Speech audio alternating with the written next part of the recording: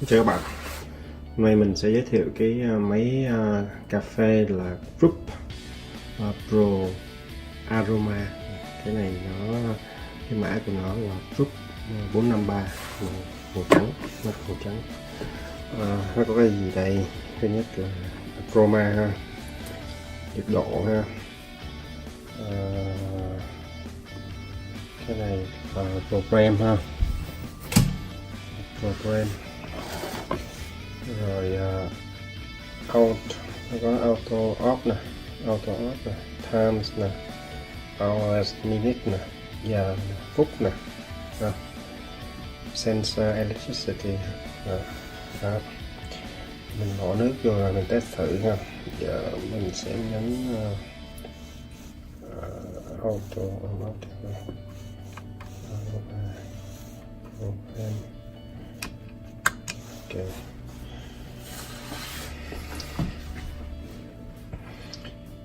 Máy này màu trắng mình mới sưu tập được, cũng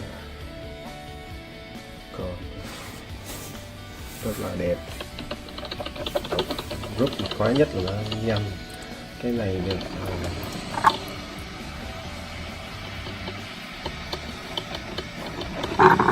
rồi nó có cái thấy nước nè, mình coi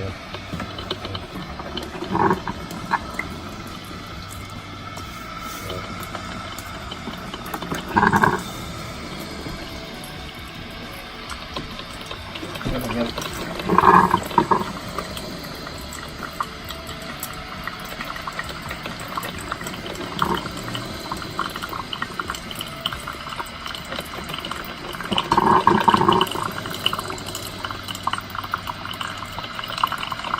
KRUPS là máy cà phê KRUPS, mình thích cách là sao nó rất là bền.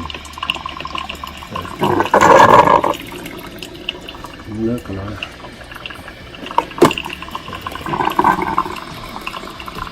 bền, tiện dụng.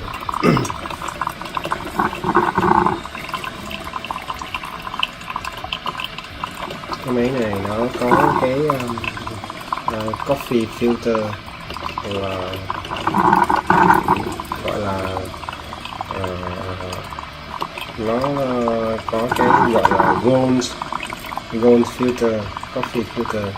Thì cái đó thực ra là cái đồ hãm cà phê, cái lọc cà phê. Lọc cà phê thì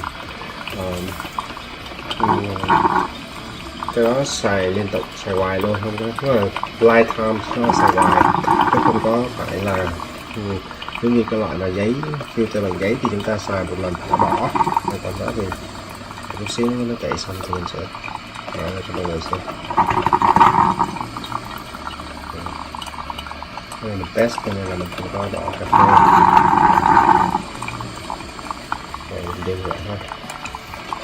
Ok, bây giờ mình tắt rồi.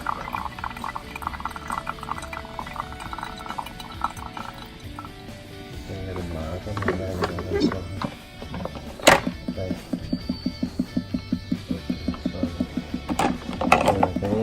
Cái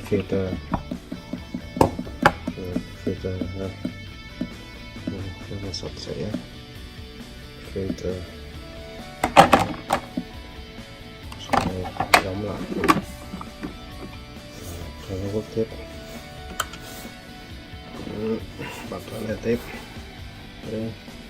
Aroma thì nó có cái loại này giờ nó hết sản xuất rồi, loại được dạng hàng đồ cổ.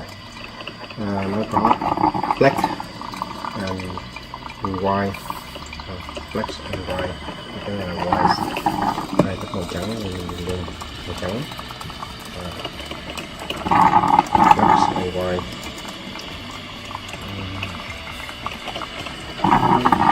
Khá là còn đẹp. Nó chỉ có một cái điều là cái máy này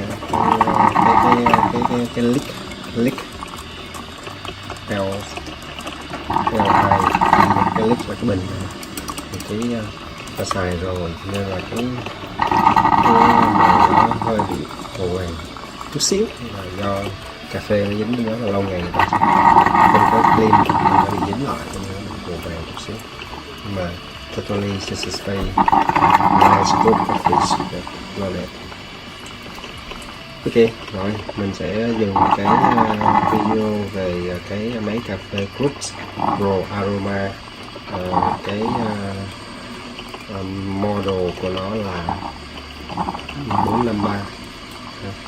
Rồi xin chào các bạn và chào quý vị, để gặp lại trong cái review về máy cà phê hoặc là trà hoặc là các sản phẩm về công nghệ, một số review cho mọi người xem. Ok, mọi người rất là nhiều. Thanks for watching. See you in next video.